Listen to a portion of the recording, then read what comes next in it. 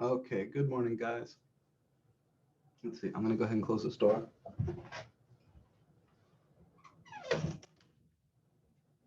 And we can get started. Sorry that link came up a little bit late. Usually I'll try to get that to you by like 9:20, but this morning Canvas was being a little bit weird. Everything was just running slow, and I didn't budget enough time for that. The document camera fired up, and we can get moving. Let's see, where is QCam? There it is. All right.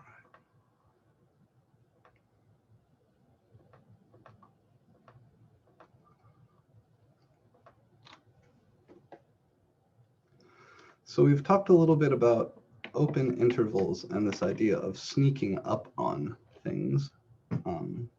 I want to get a little bit more concrete about all of those ideas today. Let's see, where's my Boulder pen? It's not here, huh? All right, we'll use this one then.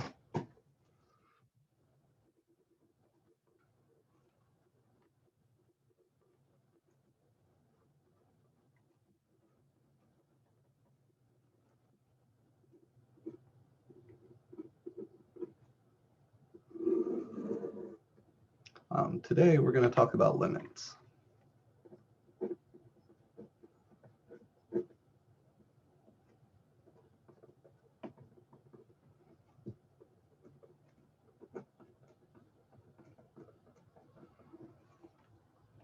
Okay, so this is the start of chapter 2. Be a little more precise than that. I think it is 2.2 that we're going to actually dig into today. Yeah. All right. So let me turn on my screen share and we'll get moving. All right. Come here. All right.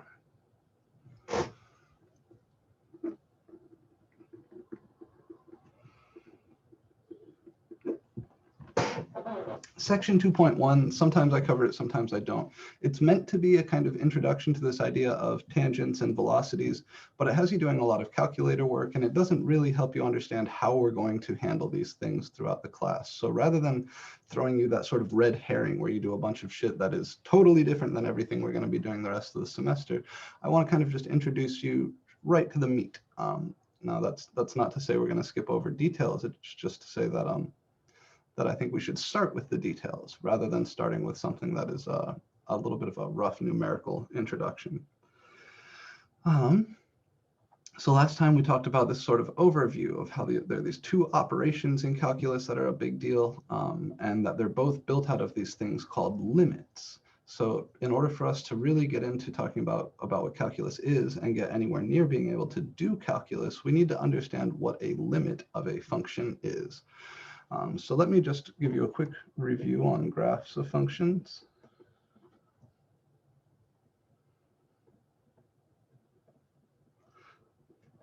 I know that you have all seen lots of functions graphed, but there are some very particular ways of reading graphs that I want to make sure you're ready to do. So the function I'm drawing here is nice and smooth and continuous and all that good stuff. I'm going to call it f of x. This is my x-axis, and this is y. Of course, y's here are equal to f of x. So if this x value right here is a, then the point up here on the graph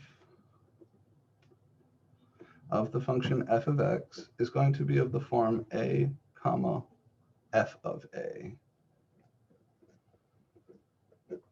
Meaning this thing, whatever is in the y position, is f of this thing, right? That's the main thing I need to make sure everybody is really comfy with before we dive into talking about limits. So this y value right here is f of a.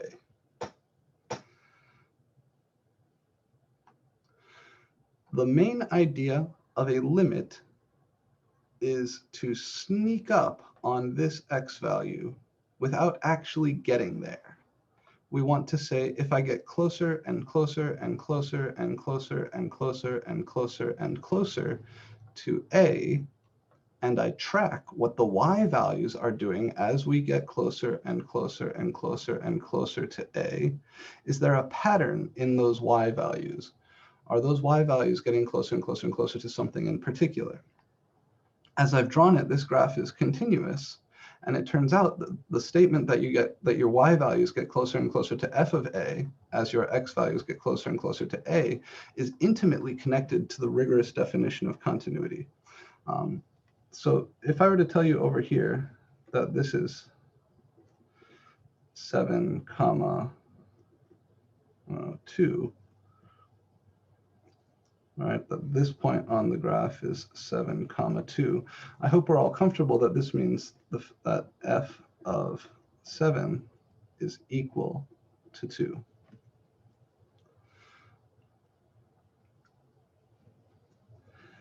If I modify this picture just a little bit,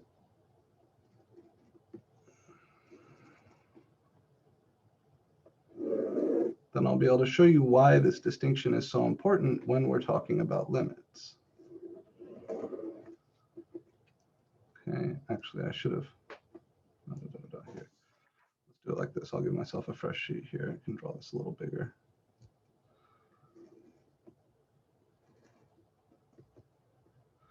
So I'm going to draw a modified form of the picture above.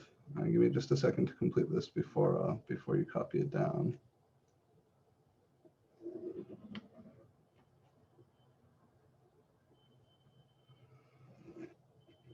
Okay. Same sort of idea. This is still a function f of x. Only now here, I'm going to take this point and move it up. We'll still say this is 7, and that this height here is 2. And we'll say that this height over here is, I don't know, whatever. We'll call this point 7, comma 4, or something like that. In the picture above here, this point, 7, comma 2, being on the graph, tells me that f of 7 is equal to 2. Right? Because every point on the graph is of the form a, comma f of a. Looking at the graph on the bottom, I want to be clear about this notation here. This hole means that the point at x equals 7 is not right here. It's actually up here, right? This hole means there's just one point missing there, and that one point has been relocated up here. So even though the height of this hole is at 2, f of 7 is not 2. What is f of 7 in the second picture?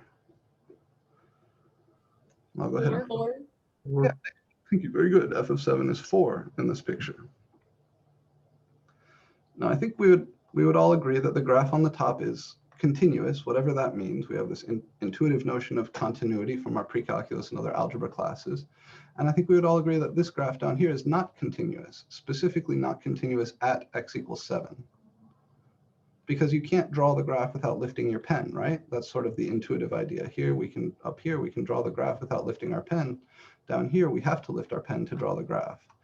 So this is somehow not continuous. And I want to slowly get an idea of what limits are by thinking about things like this. Here's how I teach it. And I think you may find this cute. Imagine there's a little dude, and he's walking along the graph. Here's x. He's walking along the graph, getting closer and closer and closer to 7 from the left. All right, so he's sneaking in on that point from the left, and his x values are getting closer and closer to 7. What are his y values getting closer and closer to as his x values get closer and closer to 7? 2. Right. So as the little man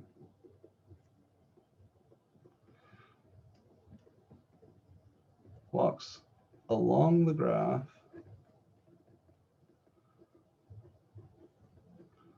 bringing his x values closer and closer to 7, his y values get closer and closer to 2. So in the past, we might have described this as saying, you know, there's a hole in the graph at 7, 2, but f of 7 is equal to 4. And so because of the hole, there's a discontinuity, something like that, right? That's the language that we're used to from our pre-calculus classes. Here, this statement, this means, and here's our first new bit of calculus notation.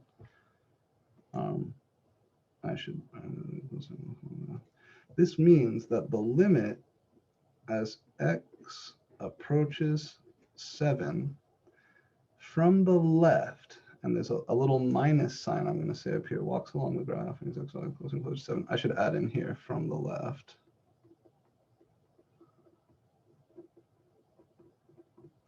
Right, because we're imagining him coming in like this, approaching from the left.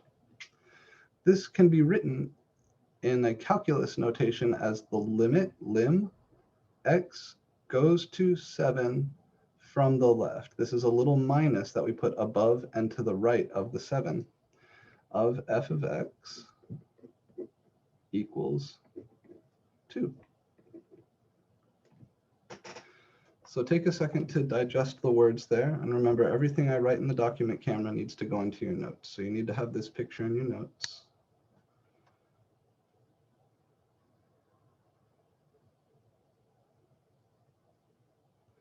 And it's true that if this fellow happened to be coming in from the right, the same thing would happen, right?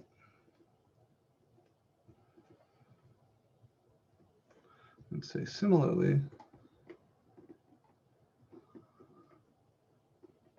as the little man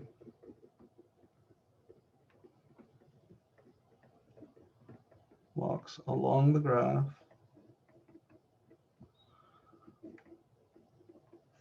bringing his x values closer and closer to 7 from the right,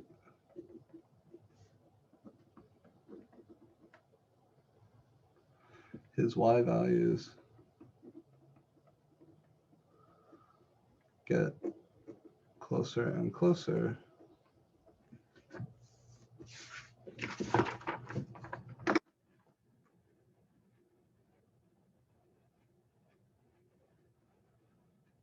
2. Right? Because as we come in from the left or as we come in from the right, it doesn't matter in this picture. Our y values are getting closer and closer to the y value of this hole from the right or from the left. The calculus notation for this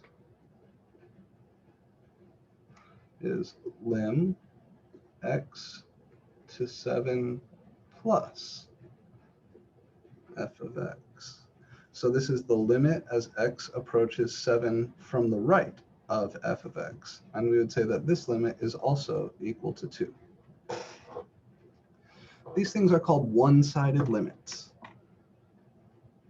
And overall limits, Big Daddy limits, are built out of one-sided limits. And then all of our calculus operations are built out of these Big Daddy limits. So I'll talk about the overall limit here in just a second. But before that, I want to show you some more examples, just in terms of pictures, how these limits can shake out, because most of the graphs you've seen in the past are very nice, continuous, beautiful, perfect graphs.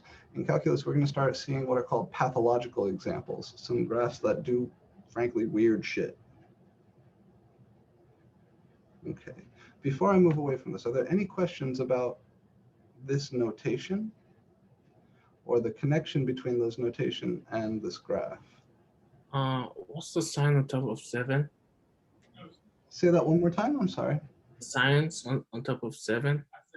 Oh, so this is a little minus symbol, and this piece means from the left.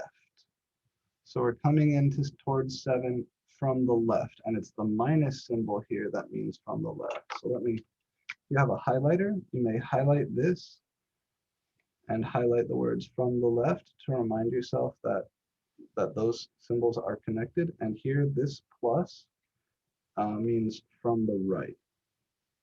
Okay, got it.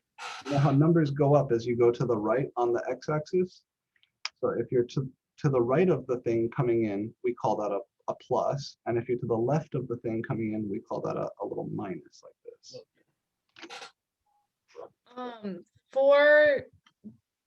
Do the limits only apply to like the graphs with the hole, I'm gonna say the hole in it with the point also above it? No, you can take a limit anywhere. We can look at the left and right limits on the previous example also, right? The same thing would be true here. In fact, that doesn't sound like a bad idea. Let's do that next.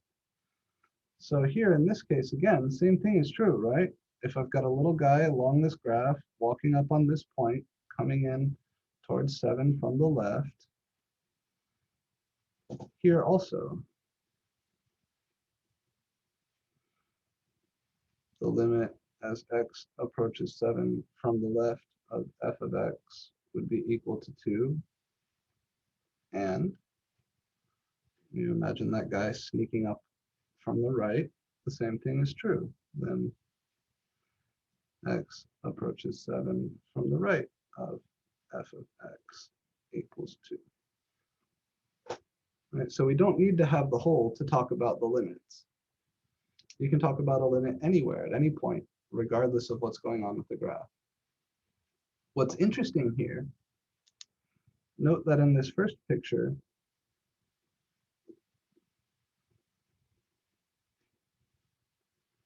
in this first graph without a hole,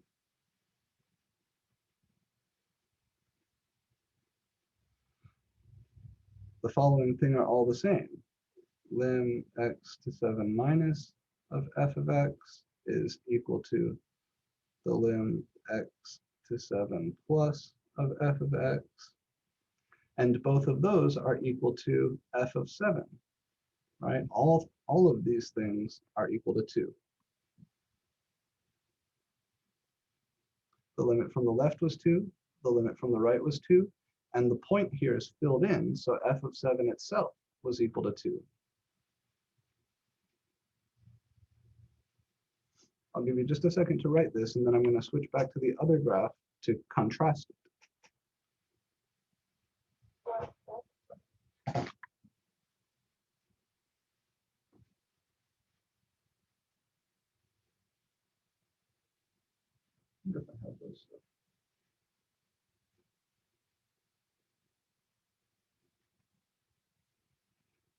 Doesn't look like it. So let's look at the other one now. What sort of statements like this can we make about the graph here?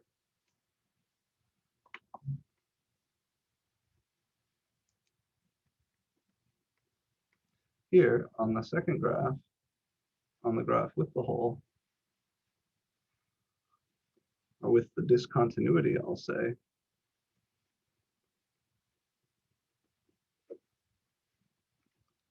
the limit as x approached 7 from the left of f of x was the same as the limit as x approached 7 from the right of f of x.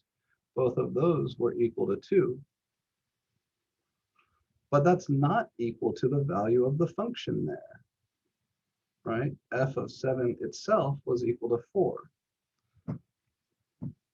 And in fact, there's a little preview. All of those things being equal is the definition of continuity. That's what it means for a function to be continuous, is that the left limit at that number is equal to the right limit at that number is equal to the function value. You need all three of these things to be the same in order for a function to be continuous at 7. Here, we said just intuitively, this graph is not continuous at 7. And it turns out that this is exactly how you would prove that that function is not continuous at 7. Like we said, we need all three of these objects, the left limit, the right limit, and the function value to be the same. Here, the left limit and the right limit are the same. This has a particular meaning, and I'll tell you what that is. But the fact that those things are different than the function value breaks the definition of continuity. I don't want you to stress about that just yet. That's something that we're going to talk about more next week than this week. Continuity isn't on the docket for this week. Can But you just go over it one more time, please? Sure. Which piece would you like to revisit? You can start where you started with note with the note in the first graph. So Yeah, right there. Just start right there. sure. Yeah, here we said note in this first graph, the left limit, the limit as x approaches 7 from the left of f of x is the same as the limit as x approaches right is the same as the function value.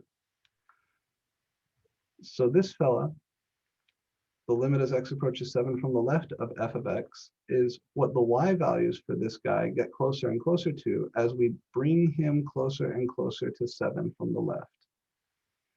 I'm not interested in what happens exactly at 7. I'm interested in what happens on the open interval that has right endpoint 7, right?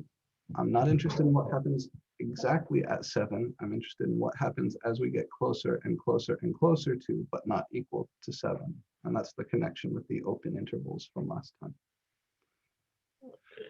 The fact that this fellow is equal to 7, the limit as x approaches, I'm sorry, the fact that this fellow is equal to 2, the limit as x approaches 7 from the right of f of x, says that this guy's height gets closer and closer to 2 as his x value gets closer and closer to 7.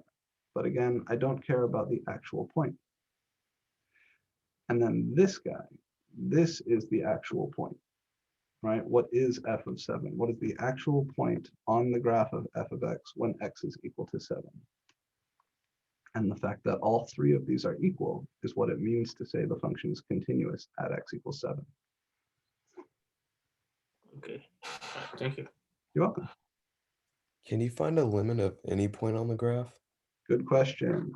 So let me return here.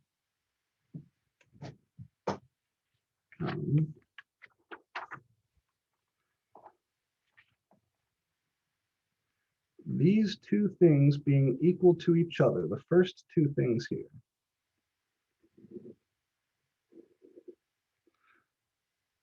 the fact that the left limit and right limit are equal to each other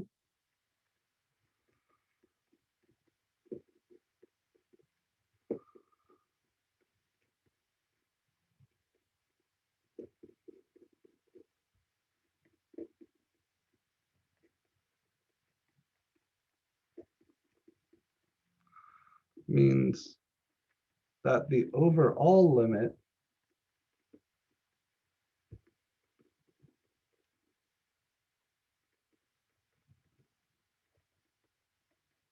which we write as lim x to 7 without a plus or a minus of f of x exists and is equal to 2.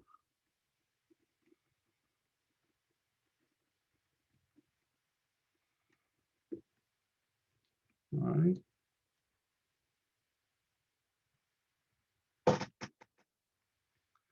So if the left limit and right limit are equal, then that shared value we call the overall limit.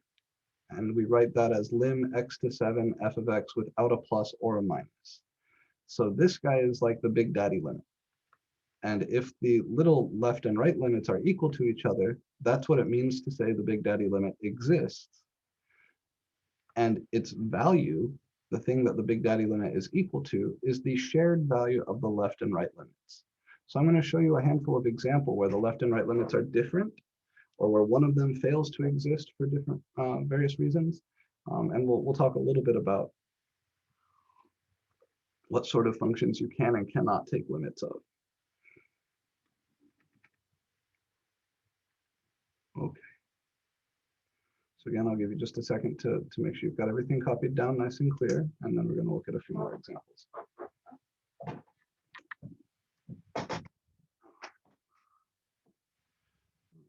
should get this ready too.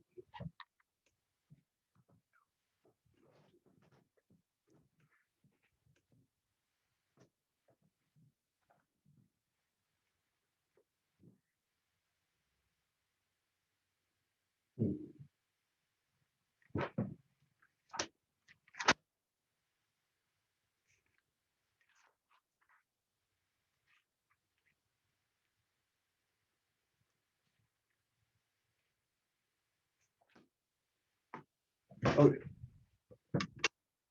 Moving along.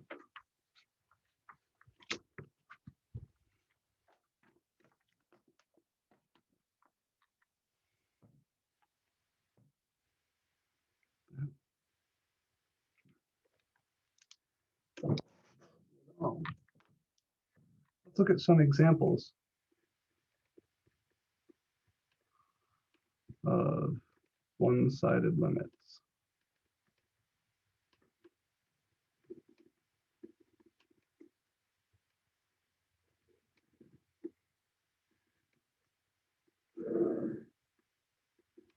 Here's our first little example.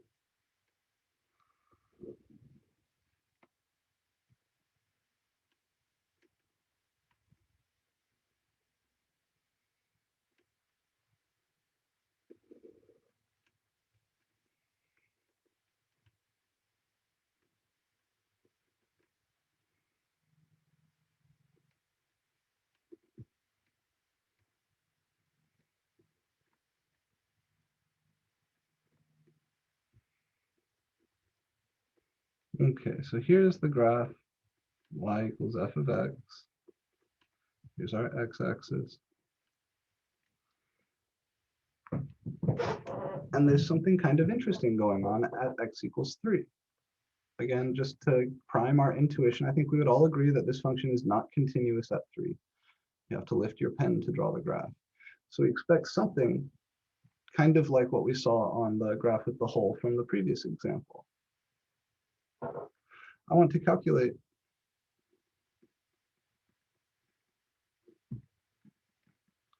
the limit as x approaches 3 from the left of f of x,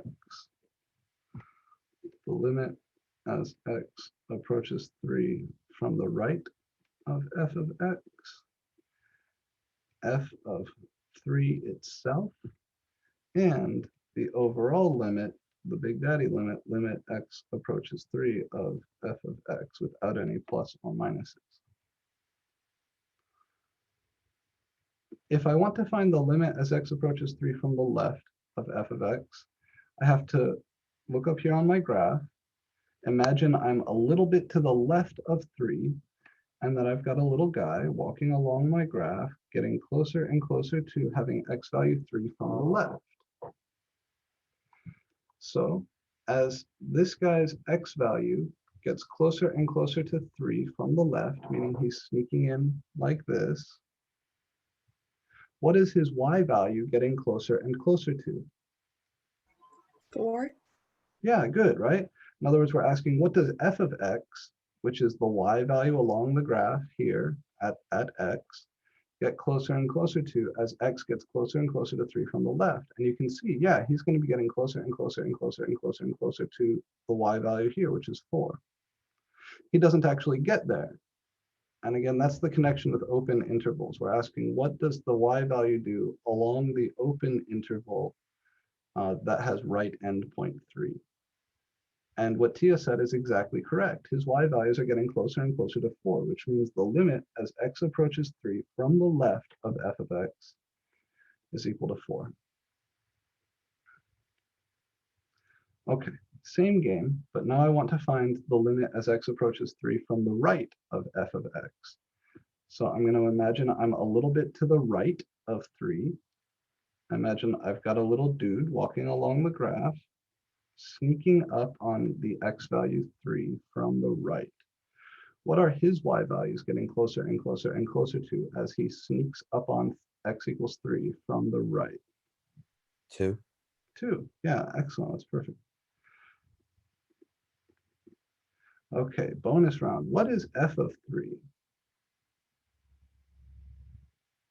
2. 2, right? Because this point is filled in. The actual point on the graph associated with the input x equals 3 is this point, and his y value is 2. So f of 3 itself is 2. What about the overall limit here? It doesn't exist. Perfect. Yeah, Olivia, knocking it out of the park. So because the left limit and right limit aren't equal to each other, remember we said that's the definition of the overall limit existing, is the left and right limits being equal. This fellow does not exist. And when you see this in WebAssign, they're going to ask you to type in DNE, does not exist. And I'm going to here add a little explanation, because the limit as x approaches 3 from the left of f of x is not equal to the limit as x approaches 3 from the right of f of x. Okay. Any questions about where any of these values come from, or how we concluded that this limit down here does not exist?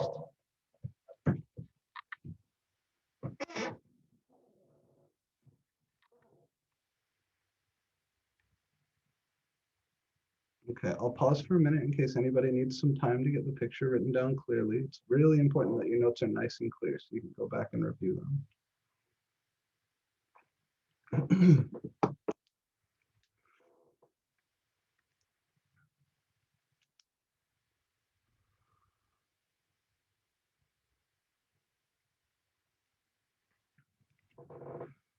A neat comment for those who are done writing, not important, but not super important right now, but just something to think about. The fact that these two things here did match, that the limit as x goes to 3 from the right of f of x is 2, and f of 3 is equal to 2.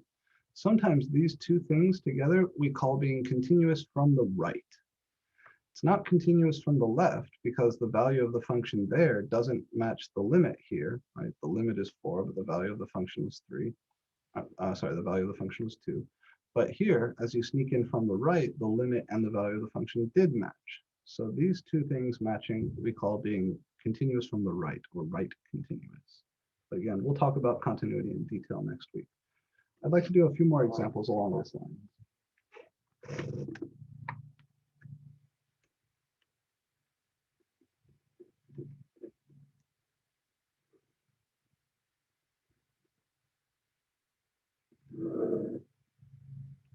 So how's about something like this?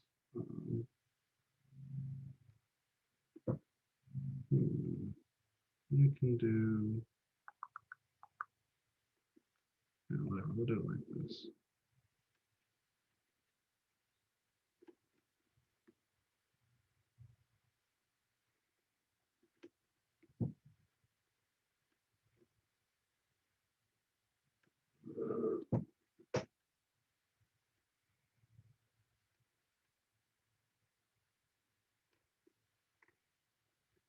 Okay, I'll call this g of x. And here's my x-axis. And we'll say that over here, this is -1. We'll call this 1/2. We'll call this 1. And we'll call this up here 2.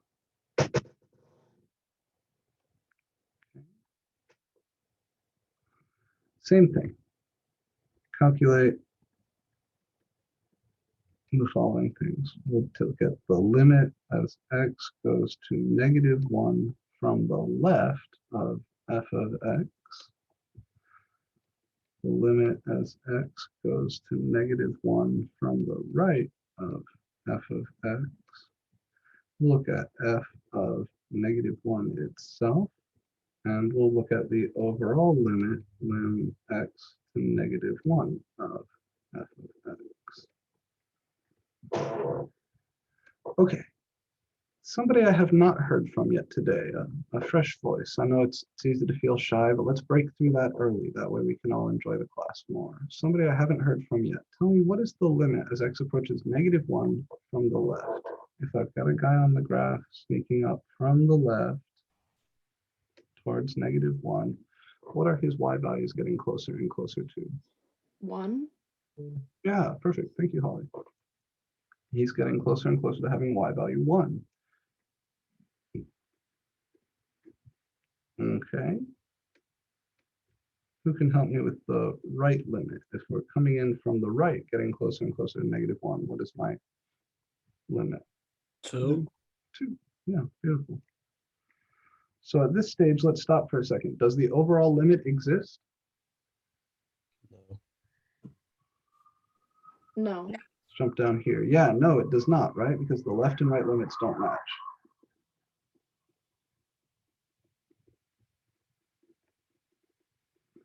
Okay, now separately, what is f of -1? 1/2. 1/2, right? So all three of these things can be different.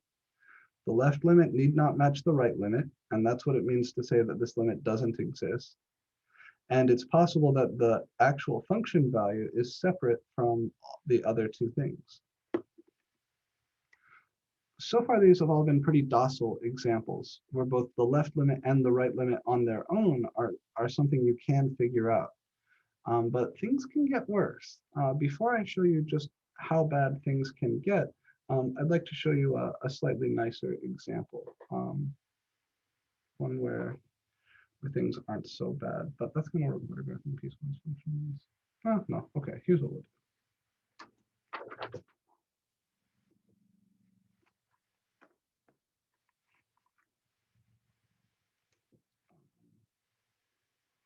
Yeah, rather than showing you the piecewise example at this point, because that's going to take a bit of review, I want to introduce the idea of infinite limits.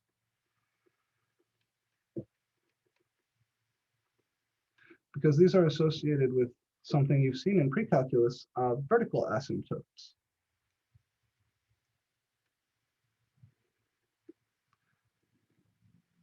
Okay, so I'm going to draw a function here that has two vertical asymptotes.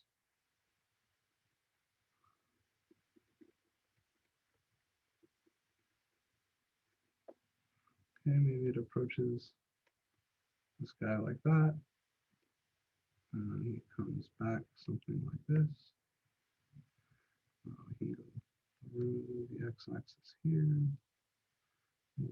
Approach again like this, and then come back like this. So you've seen graphs like these when you studied rational functions in your pre-calculus class. And depending on who you took pre-calculus with, you may have even discussed what happens at these asymptotes in terms of something that looks like a limit, you know, using that arrow notation or that goes to notation. I'm going to call this x value right here A, and I'm going to call this x value right here B. And I'm going to call the function f of x. This is the graph y equals f of x. And I want to talk about limits at a and b.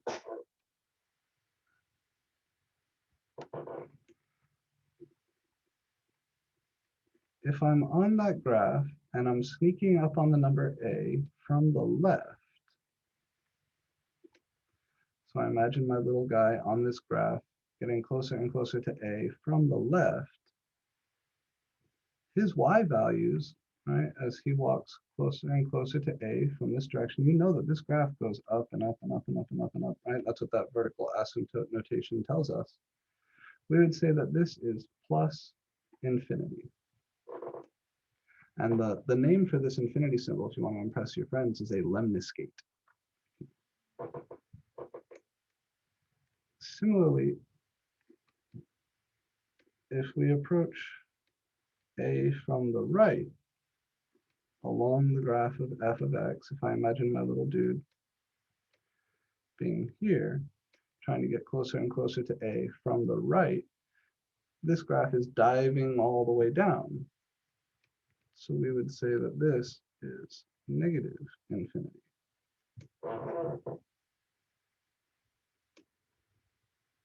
So vertical asymptotes are places where your function blows up to infinity or to negative infinity.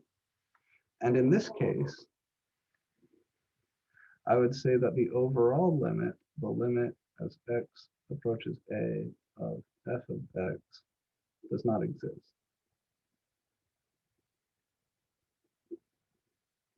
Positive infinity is different from negative infinity. So even in this case where both of those limits are infinite, we would still say that the overall limit does not exist. Because plus infinity we think of as being a separate thing from minus infinity. What about at b? What's the limit as x approaches b from the left? F of x.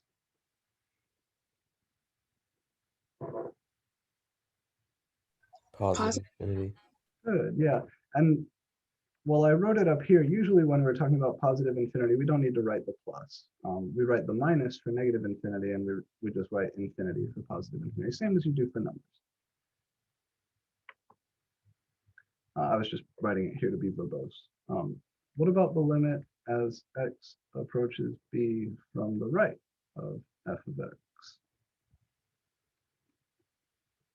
Positive infinity. Yeah, again, positive infinity. And in this case, we would say that the limit as x approaches b, the overall limit, this one does exist. And we would just say this is plus infinity or infinity. And if both sides went down, we would say that the overall limit there exists, and that would be negative infinity. This making sense? What would the limit be if the second part of B was not there? So say that you didn't have a limit for, You've just Yeah, got like- nothing here. yeah, like what would there be an overall limit or no? Yeah, if the domain just chopped off at b and there was nothing to the right of b, natural log function does that, right, at 0, only on the other side, then we would say the limit as x approaches b from the left is plus infinity, and the limit as x approaches b from the right doesn't exist because Oh, there isn't any graph over there to play with. So if we have a limit going up and a limit going down, they cancel each other out and make it where it does not exist, correct? Say that one more time, Robert. I'm sorry, I missed the first part of that. So if we have a limit going up and a limit going down, Mhm. those limits together don't exist. Yeah, if on one side you're blowing up to plus infinity and on the other side you're diving down to negative infinity, then the overall limit at that x value does not exist. That's correct. Gotcha. Okay. Okay. Let's see now. A big part of this first homework set, I give you the graph and I ask you, just looking at the graph, like we've been doing in these examples, can you tell me what the limit is? Moving forwards, we're going to have kind of two ways to approach these sort of questions. One of them, where I don't give you the graph, right? Two ways moving forwards where I don't give you the graph. One of them is going to be for you to draw the graph yourself, meaning they have to come from your mind. So I could ask you,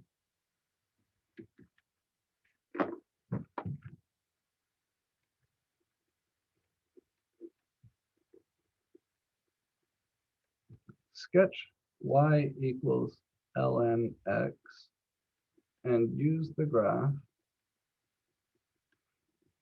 to find the limit as x approaches 1 of ln x and the limit as x approaches 0 from the right of ln x. And in this case, you need to know the graph before you even get started. I cannot emphasize how important it is that you know your basic graphs from pre-calculus. The most important thing, right? We really care about two big skills from pre-calculus coming into calc, and that is your ability to manipulate algebra expressions and your knowledge of graphs. So the graph of the natural log, I'll show you here, and you need to commit it to memory if it's not in there already. If it's not in there already, that's forgivable. I know not every pre-calc teacher is great at this stuff. Looks like this. At 1, there's an x-intercept. At 0, there's a vertical asymptote that is approached from the right, and it goes down. And then as you go off to the right, he grows, but he grows very slowly, like this. Once you get out here to the number e, he gets up to the y value 1. All right, this is the graph y equals natural log of x. And if it's not in your brain yet, please get it in there now. Make sure it stays there forever. So based on this graph, what is the limit as x approaches 1 of ln x? What do we need to be asking ourselves? What do we need to be looking for?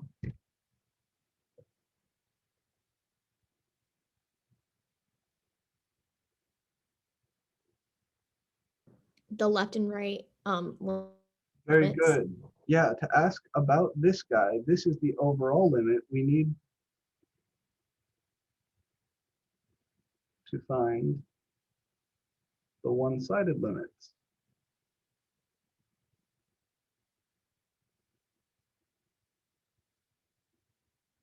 Lim x to 1 minus ln x. And what is that? If I try sneaking up on 1 from the left, what is my 0? y? Yeah. This is getting closer and closer to 0. And if I sneak up on 1 from the right on the graph of ln x, coming in like this, 0. 0 again. So these two things together tell me, and you'll see me use this notation a lot, this double bold arrow there is an implies. So like from these things, it follows that. The overall limit, lim x to 1 of ln x, does it exist or not? Yes. And it does, good, because the left and right limits match, and its value is what? 0. 0. 0, beautiful. All right. What about the other limit we're asked to find? The limit as x approaches 0 from the right of natural log x. What is this?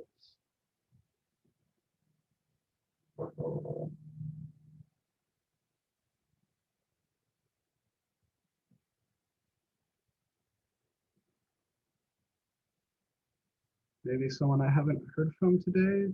Trent, Raphael, Stephanie, Alma? Anybody want to venture a guess here? As I sneak up on 0 from the right, so here's x equals 0, right? That's this. If I sneak up on that from the right, what are my y values doing? Negative infinity. Yeah, very good. They're going down to negative infinity. And then I chose this particular example because somebody asked the question, what if there wasn't anything over here? So can I even talk about the limit as x goes to 0 from the left here?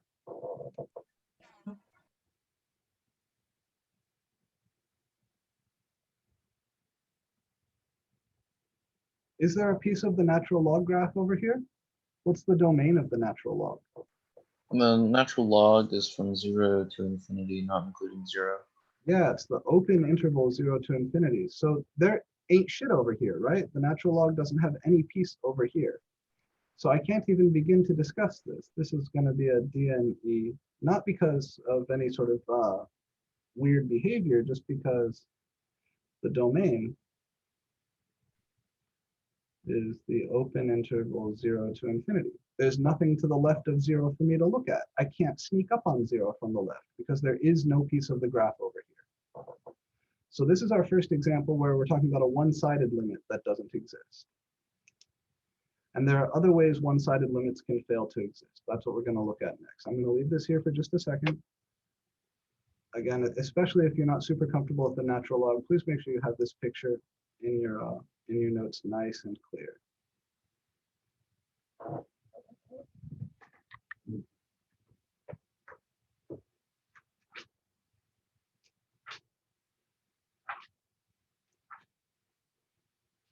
Anything else I want to do?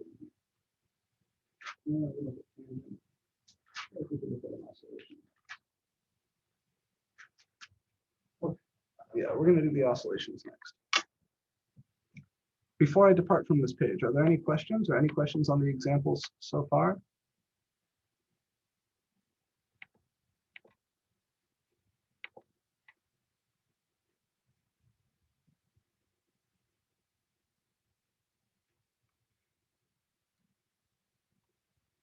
What is the natural log of 1? We said the limit from both sides, and therefore the overall limit is 0. What is the natural log of 1 itself? What's the function value at 1?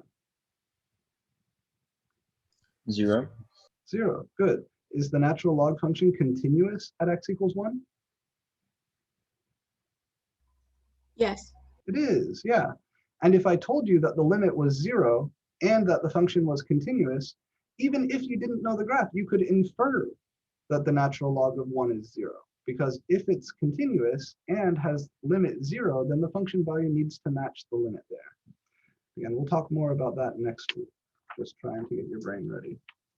Okay, so I want to show you kind of a maximally bad example. Before I draw this picture, I want to show you a little bit where it comes from. Before we do that, I want to talk about the graphs of sine and cosine. So review.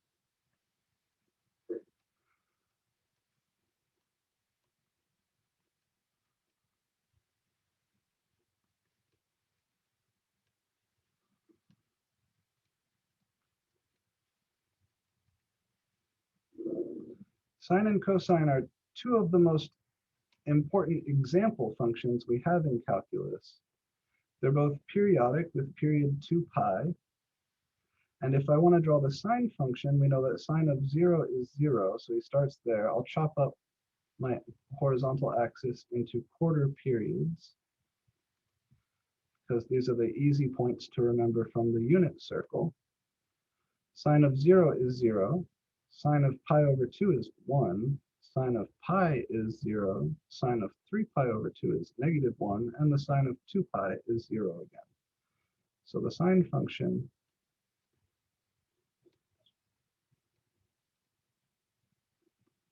looks like this.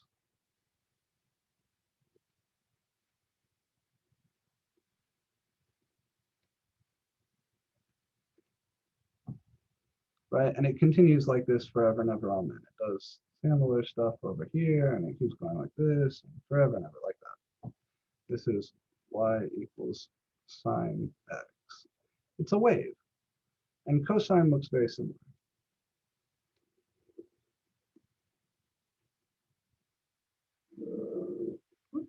Let's bring this down a little more. Call that -1. Call that +1. I'm going to call this 2 pi, which makes this pi over 2, and 3 pi over 2. Cosine of 0 is 1, cos of pi over 2 is 0, cos of pi is -1, cos of 3 pi over 2 is 0, cos of 2 pi is back to 1. And then it comes in like this, turns around like this, comes in like this, like this. So here's the graph of cosine.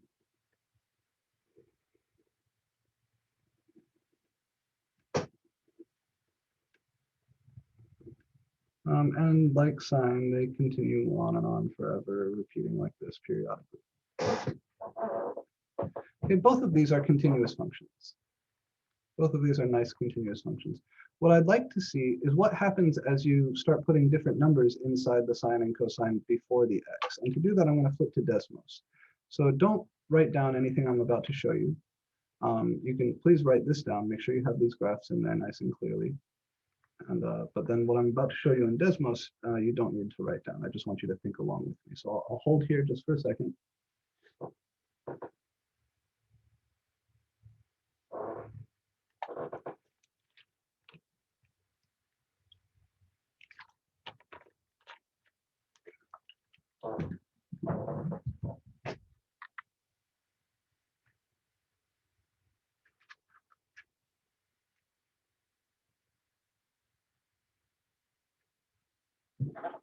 All right, going to Desmos.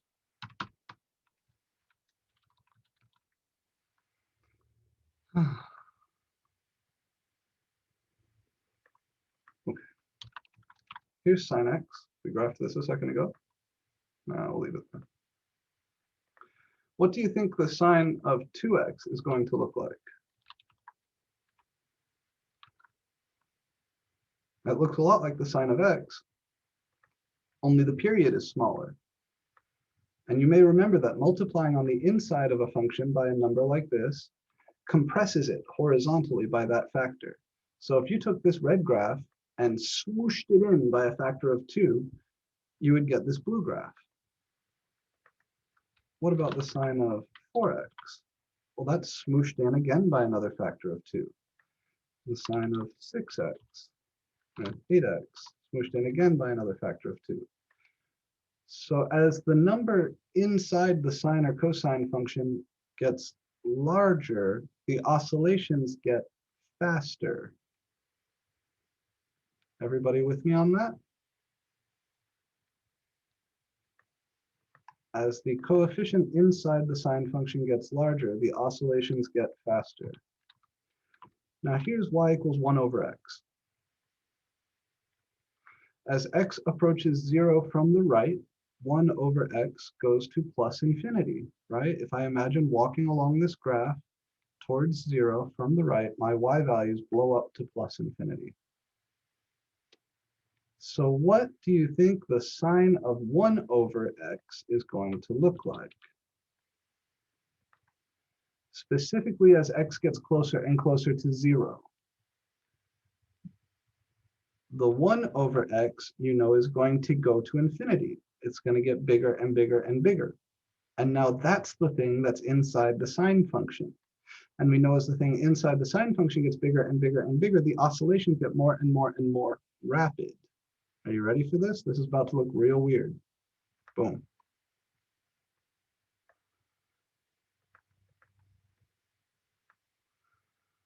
See how rapid these oscillations get as you get closer and closer to 0? It's because the 1 over x is getting bigger and bigger and bigger. And as the inside of the sine function gets bigger and bigger and bigger, the oscillations become more and more and more and more rapid. This is another way that a limit can fail to exist. Imagine I wanted to know, as x gets closer and closer to 0, what is this function doing? Well, it's bouncing back and forth. It's bouncing back and forth real fucking fast. In fact, between -1 and 1, this function bounces back and forth infinitely many times. This is a very rapid oscillation. That's the term we use for this. This function actually becomes dense in the plane. You see here, almost everything looks red because it's going back and forth, back and forth, back and forth, back and forth, back and forth, back and forth, back and forth, back and forth, faster and faster and faster.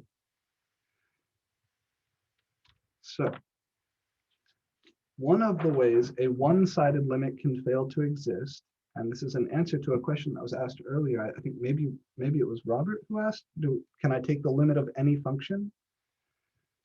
One way those limits can fail to exist is by rapid oscillation. So suppose maybe I have something like this. I got a function that looks fairly nice until I get over here, and then it starts doing some oscillating. And those oscillations start to stack up. Just the same way this sine 1 over x stuff does.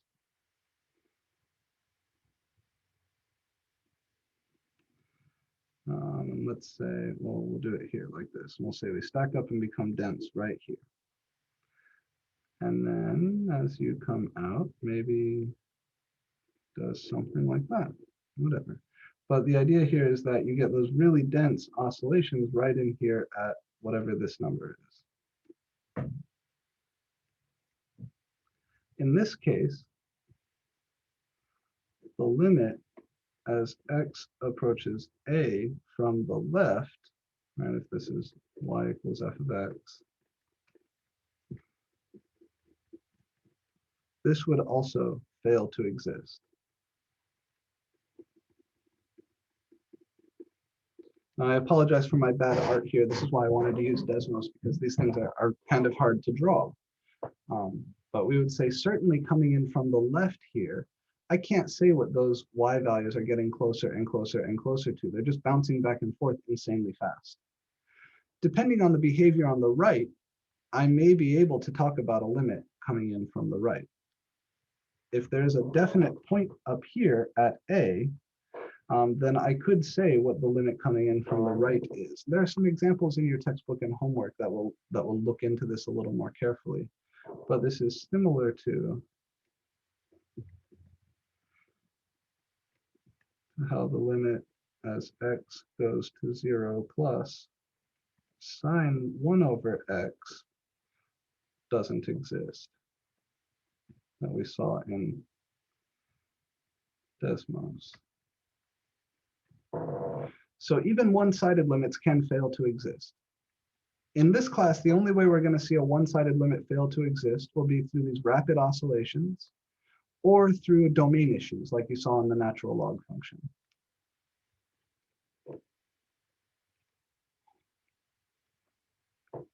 Okay. I said that one of the ways we attack these problems is from the graph, right? I could either give you a graph or tell you to sketch the graph and then use your own graph to sort out the limit. The other way we attack these things is algebraically. And this is where the skills, manipulation skills from your algebra classes are going to become very, very important, specifically factoring and canceling. I want to start with a gentle example or two. Make sure I'm doing okay on time. Yeah, we have about 15 minutes. So I want to start with a gentle example or two. And then we're going to, well, actually, no, maybe I should save that for next week, right? I don't think I actually gave you anything like that in your homework. Yeah, no. Okay. No, I didn't give you anything like that this week. So instead, we're going to see if we can construct some functions, and maybe we'll do that piecewise example that I wanted to look at. Yeah, let's do that instead. So next week when we get into working with limit laws, I'll show you how to approach these things from an algebra perspective. It involves, I'll just tell you, it involves a lot of factoring and canceling, a lot of working with fractions, a lot of factoring and canceling. But we'll save that for next week when it's actually a part of your homework set. So for now, I got two more examples I'd like to look at.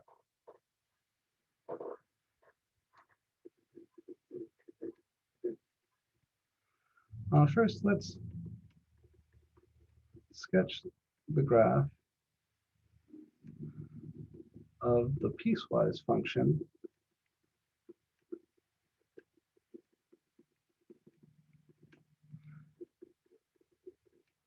f of x equals, and I gotta pick these pieces carefully, 1 plus x to the left of 1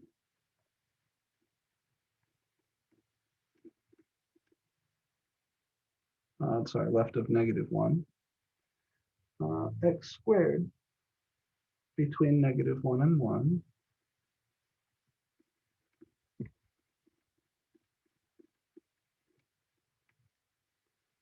and 2 minus x if x is greater than or equal to 1.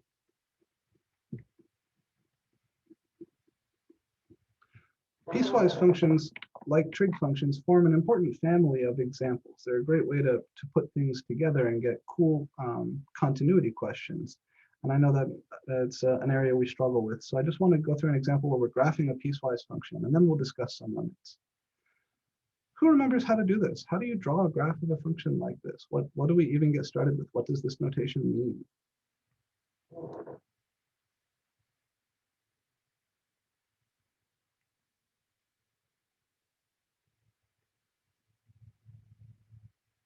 Don't we have to know what x is? Sort of. Can you be a little bit more specific with what you mean by that? So if I asked you just to draw this graph, what would your first step be? Where does your brain go? Tell me just a little bit about what you think. No wrong answers here. I just want to know where your brains go. Draw a line at -1 and 1. Like, Yeah, -1 and 1 are clearly important numbers for this, right? Over here, all this -1, 1 stuff tells me, okay, well, if I'm going to draw a graph, Oh, never mind. I'm definitely interested in what's going on at -1, so let's mark -1 over here. And I'm definitely interested in what's going on at +1. There's something wonky there, right? Because of all of these references. If I'm to the left of -1, what is the behavior of this function?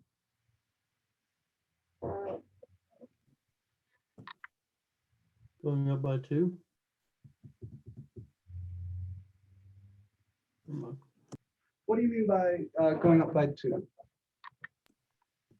Or to the left. Yeah, so if we're over here, Is greater than -1. oh, it's true. Yeah, -2 is certainly a part of that. But I'm getting at something a little bit more specific. The x values that are to the left of -1 are all x values which are less than -1, right? Mhm.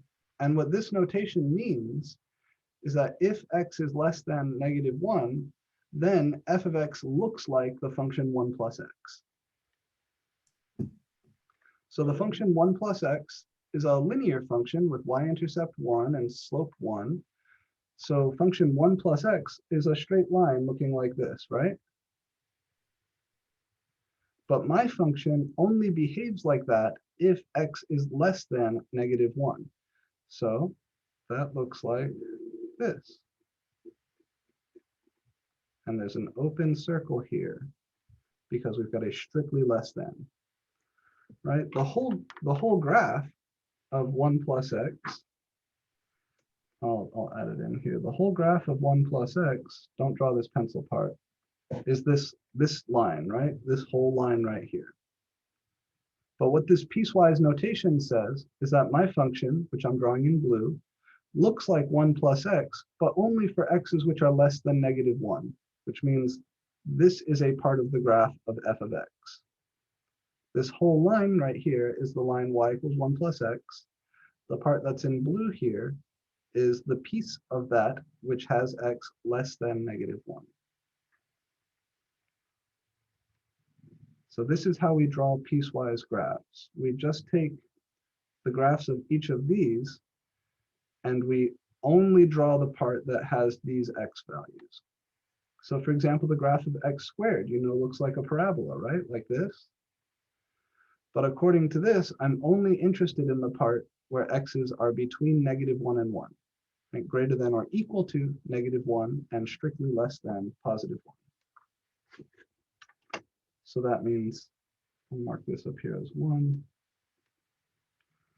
That means the part of that parabola we want is this part.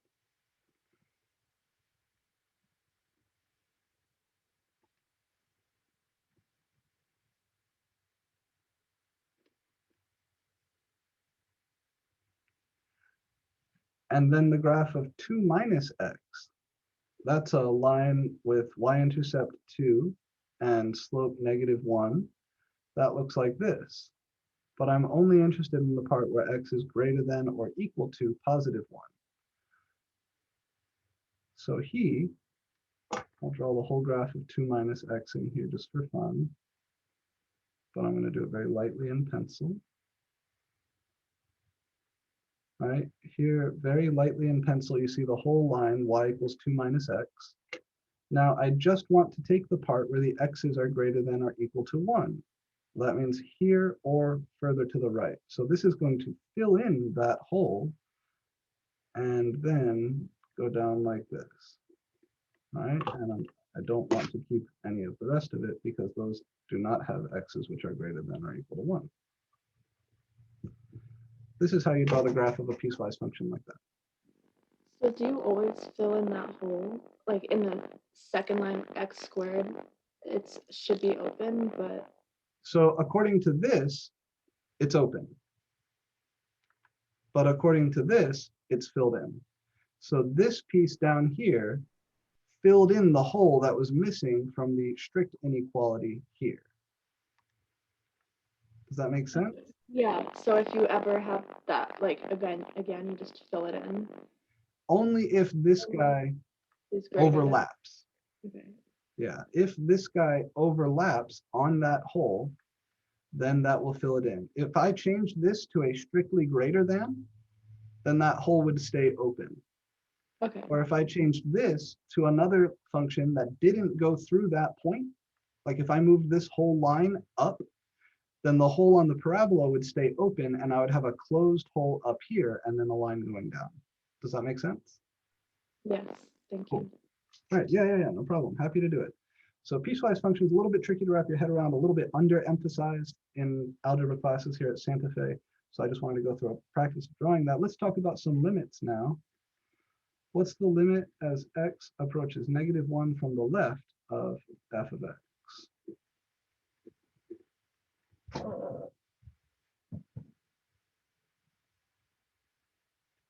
0. 0, very good. What's the limit as x approaches -1 from the right of f of x? 0. Think a little more carefully here. So we're gonna look on this graph, and we want to sneak towards x equals -1, which is over here, from the right. 1. So, 1. yeah, my little dude, he's stuck walking along the graph, right? So as we walk along the graph towards having x value -1, he's marching up there towards 1. So what about the overall limit at -1? Does not exist. Excellent. And just for fun, while we're here, what is f of -1? Is it 0, 1, something else? 1. Good, it's 1, right? Because this is open, that's filled in. So this function we would say is continuous from the right, or right continuous at -1, but not continuous from the left, and definitely not continuous overall. What about at +1?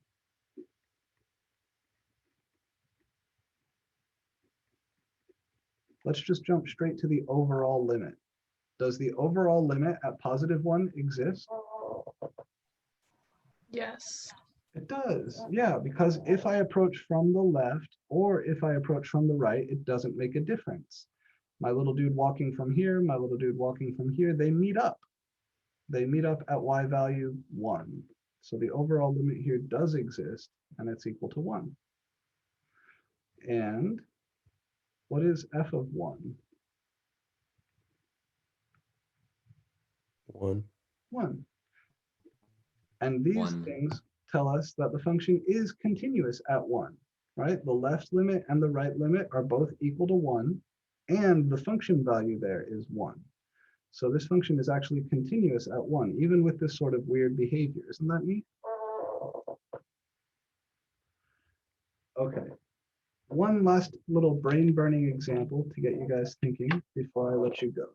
This last one I'll tell you right now is a little bit beyond what I would ask you guys to do on your own. I'm just giving it to you as a fun food for thought, okay? There was a mathematician in the early 20th century named Dirichlet. The French call him Dirichlet, the Germans call him Dirichlet, and it was before, he was named before World War I, so there is this kind of uncertainty about who was actually in charge of the land there and what countries he was a citizen of. He's famous for a lot of things. One of them is this function. It's a piecewise function.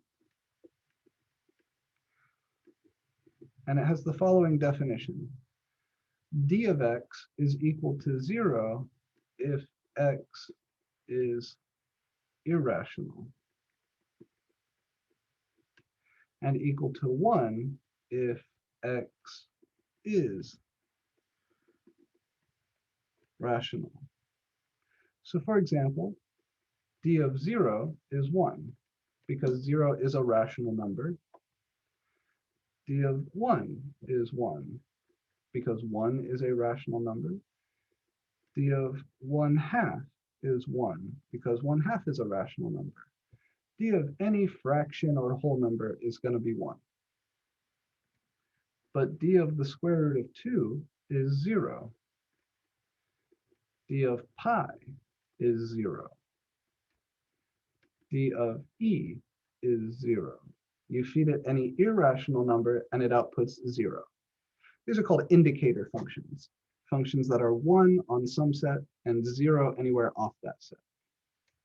What do you think the graph of d of x looks like?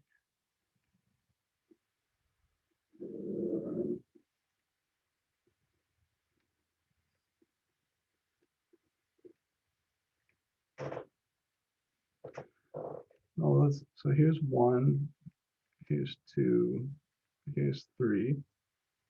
And we know on 0, at 0, 1, at 0, it's equal to 1. At 1, it's equal to 1. At 2, it's equal to 1. At 3, it's equal to 1. At 1/2, it's equal to 1. At 1.5 or 3/2, it's equal to 1. At 7/2, it's equal to 1. At any rational number, any fraction or whole number, this function outputs 1. So you've got lots and lots of things up here, right? In fact, you know that between any two fractions, there's infinitely many other fractions. So there's a whole bunch of things up here at 1. But you also know that it's not a solid line up there because there's stuff missing, like the square root of 2. That's not rational. That's like 1.4. So the square root of 2, this function is 0. At pi, that's like 3.1. Pi is irrational, so it's 0 down there. At e, which is like 2.7, it's down here.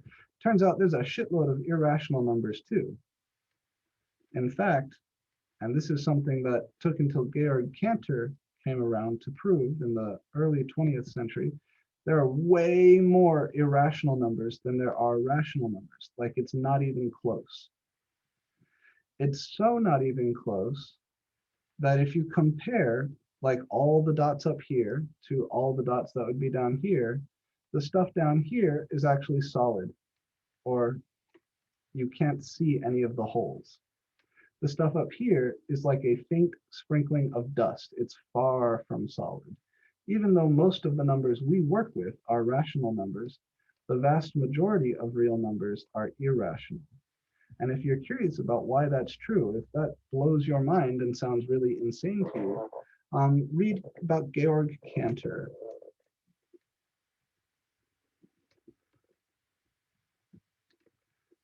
And the sizes of the rational numbers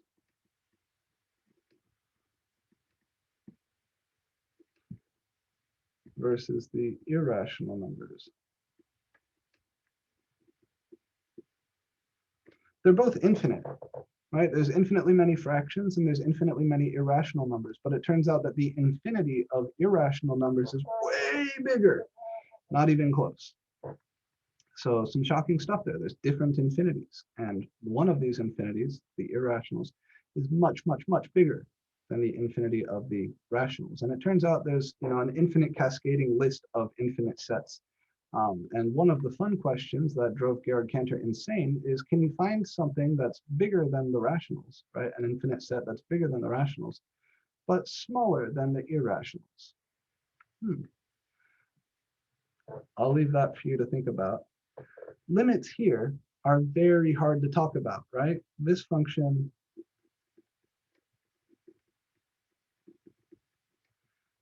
d of x is discontinuous everywhere.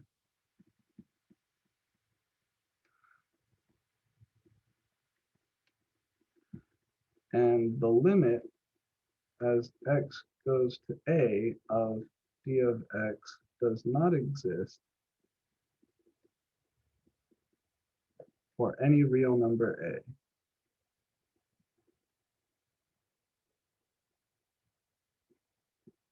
Because as you get closer and closer to any real number, whatever you pick for a, this function is going to bounce back and forth between 1 and -1 infinitely many times. It's kind of like the sine of 1 over x thing. There's a modified Dirichlet's function, and this is the last thing I'm going to show you.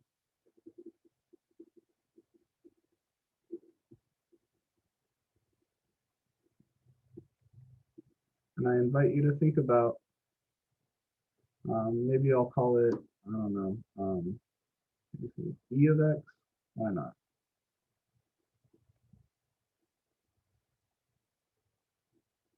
This thing's equal to 0 if x is irrational,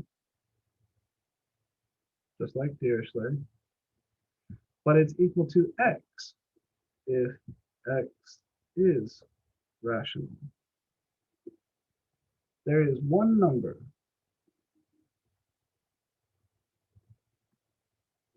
a for which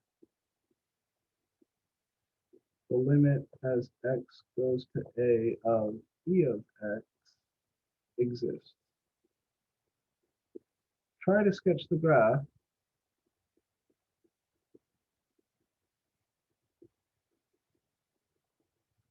of e of x and determine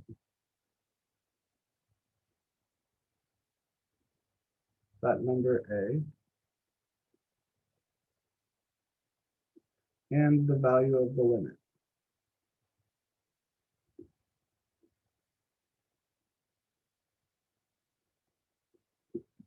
All right. So this last page is just fun stuff for you guys to chew on. I want you to start thinking about how weird the real numbers are. They're not, it's not a simple thing. Like so many things in life, when you look closely at the real numbers, what appeared at first to be simple turns out to be horrendously complicated. There are sets that cannot be measured in size when you start breaking things up according to rational and irrational or other funny patterns like that. There's all sorts of very, very weird shit you can do with the real line once you start thinking outside the box. And these are great examples of functions that are well outside the box. So you saw how we graphed Dirichlet's function, right? And we got this like faint sprinkling of dust up here along the line y equals 1. And we've got a much heavier sprinkling of dust down here along the line y equals 0, because this function is 0 on the irrationals and this function is 1 on the rationals. For the function e of x, I would expect a faint sprinkling of dust along the line y equals x and a much heavier sprinkling of dust along the line y equals 0. Of course, it's a function, so there'll never be a place where like there's a dot up here and a dot down here. It's just that the gaps are perfectly matched up. So I encourage you, first, of course, do the homework. Please, before all else, do the homework, do it honestly, do not hack your way through it, don't take answers from other people, don't use anything to cheat, just spend your time doing the homework. If you get stuck, reach out to me, I'm more than happy to help. But then, try to graph this function. See if you can come up with a reasonable looking graph for this function, and from that graph, see if you can figure out the number a for which this limit actually exists. There's only one of them. And see if you can sort out what that limit is. Once you have your graph, it'll all click, but it'll take a minute. So I encourage you to enjoy those things, but first do please work on the homework. And that is it. That's all I have for you guys this week. If you have not been marked as attended, please make sure that your name in Zoom is the same as the name you have on your Santa Fe ID. I'll be submitting attendance records one more time today for financial aid purposes. And yeah, that's all I've got for you. Any questions for me before we sign out?